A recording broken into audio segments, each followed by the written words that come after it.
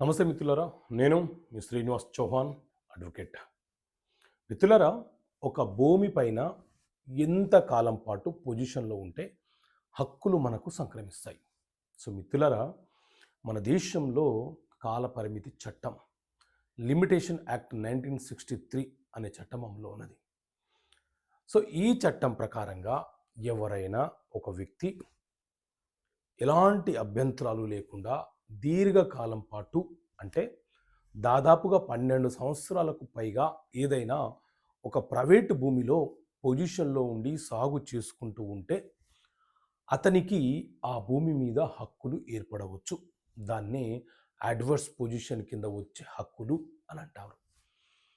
అతను 12 సంవత్సరాలుగా ఎలాంటి సివిల్ కేసుల ద్వారా కానీ, లేకపోతే అధికారులతో కానీ, ఇతర ఏ విధాలుగాను, ఏ రకంగానూ సమస్యను ఎదుర్కోకుండా, ఆ భూమి మీద ఏ రకమైనటువంటి సమస్య, వివాదం ఏర్పడకుండా ఉంటే, అతనికి ఆ భూమి పైన 12 సంవత్సరాల తర్వాత పొజిషన్ హక్కులు ఏర్పడే అవకాశం ఉంటుంది.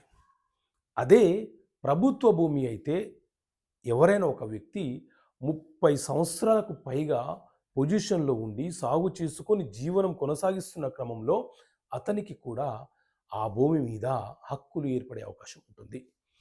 కాబట్టి ఈ లిమిటేషన్ యాక్ట్ ప్రకారంగా భూమి మీద మనకు హక్కులు రావాలంటే మనము ఫిజికల్ పొజిషన్‌లో ఎంత కాలం నుంచి ఉంటున్నామో దానిని బట్టి మనము ఆర్‌డీఓ గారికి, కలెక్టర్ గారికి, ఎంఆర్‌ఓ గారికి ఒక అప్లికేషన్ పెట్టుకొని పంచనామా కండక్ట్ చేసి నాకు ఒక పొజిషన్ సర్టిఫికేట్ ఇవ్వండి అని అడగవచ్చు. మరి మనం ఎంత కాలం నుంచి ఉంటున్నామని ఎవరు నిర్ధారణ చేస్తారు అనంటే రెవెన్యూ శాఖ వాళ్ళు నిర్ధారణ చేసి ఇస్తే అప్పటి నుంచి మనము ఆ భూమి మీద ఎంత కాలం నుంచి ఉంటున్నామో లెక్కలోకి పరిగణించబడుతుంది.